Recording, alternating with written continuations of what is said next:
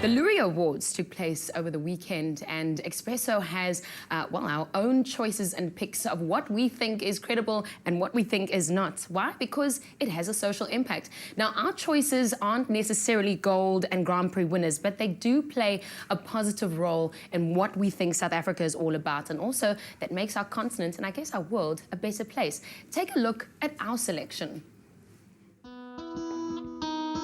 The first campaign, called Shed Light on Rape and launched by Joe Public, aimed to make women feel safer on the streets of South Africa. The posters were placed along the darkest, dingiest routes where women walk home from work at night, areas where women are most vulnerable to rape. During the day, the simple message encouraged victims of rape to come forward and not keep their story in the dark. But using glow-in-the-dark technology, the posters absorb sunlight during the day so that when nighttime comes, they glow bright enough to light the way for women walking home. It's going to take a lot more to rid our society of rape, but through a simple idea like this, we can at least make our streets a little brighter and hopefully a little safer. The second campaign, called the Everywhere Library by Metropolitan Republic, aimed to improve the education of kids in Uganda.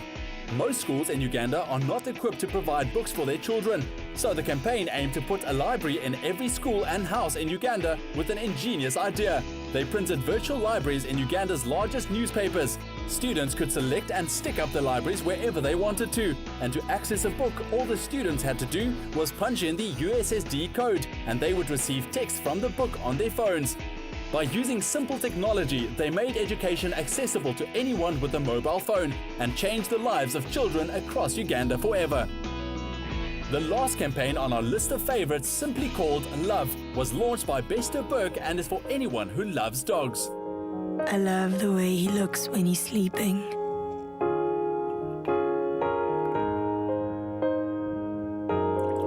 And the way he looks at me.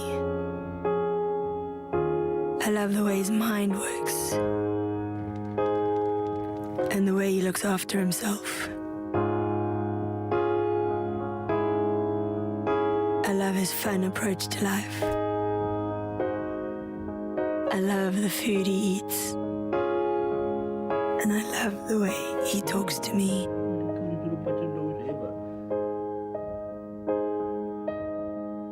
Definitely a laugh at times, but also making the world, I think, a better place. Well, our ads and also the Loeries that took place last weekend, as we mentioned. And with us in studio, we've got Chris Gotts. He is the executive creator, director at Ogilvy and Mather, joining us in studio. What a great selection of ads. Welcome to the show. Thanks. Yeah, I think that you guys picked some of my favorites as well. So.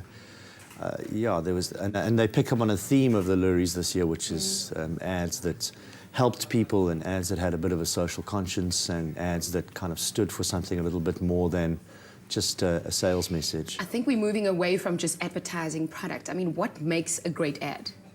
I think that, you know, any advertising's got to touch someone emotionally in some way, but I think that you know, with the surge of digital media and our ability to interact with people that much more, I think we're trying to get people to engage with advertising more, not just to watch it, but to become involved in it. So you see a lot of this kind of causal marketing around, which asks people to either believe something or kind of act in some way. I like what you called it, so causal marketing. Do you think that we've worked and moved away completely from just product advertising to where we know that we can, you know, share a message or that we can develop social change? Well, I think that advertising at its very best can cause change in society. I don't think that all advertising is trying to do that, but I think that it makes smart marketing sense if you don't just advertise a product, but if behind your product and your brand is some sort of message that really touches people and makes people believe in your brand that much more. And I think that people are much more prone to believing in social causes these days. You know, the world's in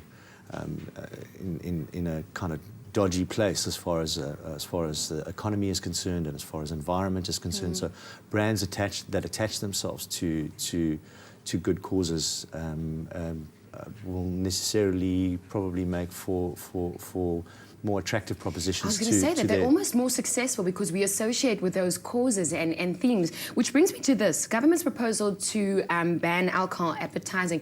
Do you think it will help alcoholism, that it will prevent it, that we'll be at a stage where people can watch an ad and feel that they don't have to go to that extent? Look, I have a vested interest in the continuation of alcohol advertising because it provides an awful lot of jobs in the film industry and the marketing industry. But I think that the research has shown that the cessation of alcohol advertising has little or zero effect on the drinking habits of people in a society. How will it affect the advertising industry, though? It will affect us profoundly. I think that the mobile networks and the alcohol companies are some of the biggest advertisers in South Africa.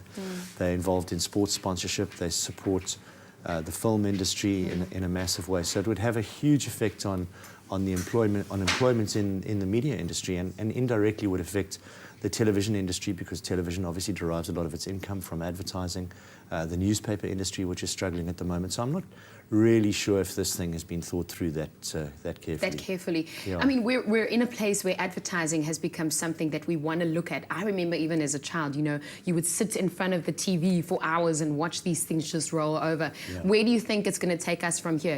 We talked about social responsibility, also causal advertising. Where do you think you're going next? I think that the massive technological changes and the surge in kind of digital technology and our ability to be in touch with media at all times will change advertising profoundly.